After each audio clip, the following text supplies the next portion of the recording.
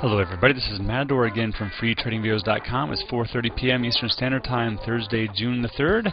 Standing in here for D7, his regular afternoon session.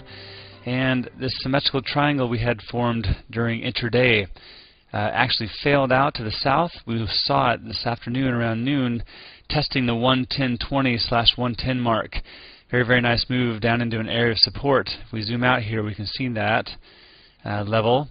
109.60, very nice rally out of that, and actually did a 100% retracement of not only the sell-off at the symmetrical triangle, or the symmetrical triangle that was then used to support briefly, but also the swing high. So this 111 mark again being tested now for the second time. So a 60-minute chart shows this nicely. Resistance, the 200 MA broken. Once broken, becomes support to the penny. That's why we dropped that line in there a little bit ago, and was there into that swing high as well. So these numbers, not something abjectly to short into, but to take and look for tradable setups in those times, and then a move back up to test this 111 mark again.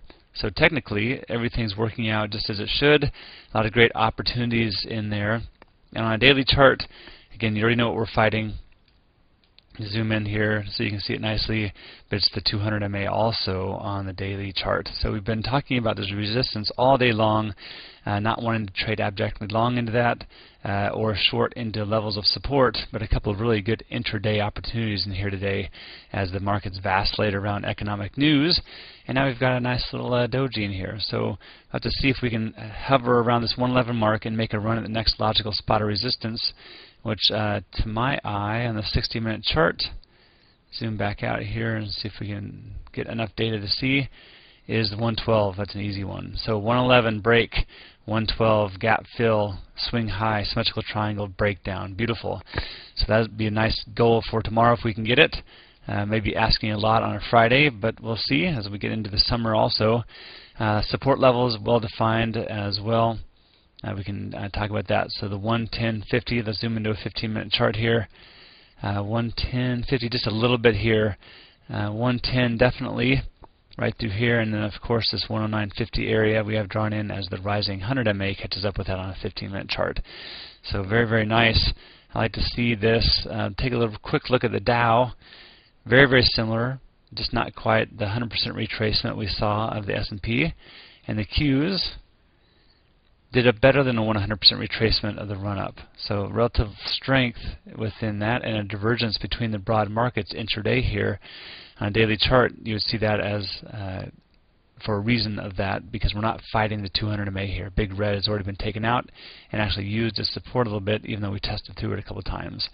So interesting stuff. Let's go back one more time into an intraday chart and look at the trend. Trend was in consolidation mode almost all day long, not the best and easiest environment to go long in the face of that, and it really points toward more consolidation when that occurs. The trend Q, however, did start making lower lows and lower highs and put in a consolidation at the 0.5. So that's bullish, and definitely a divergence between the trend and trend Q. While the VIX, much better tiebreaker after running up into the declining 200 MA, chopped sideways for a while, failed south out of that, making lower lows and lower highs. Good confirmation for the bull side of things. So zooming out, running right into a level of support through here. If I hadn't seen this, this would be the line I would draw right here. Another one right here through 29.20. So very good stuff.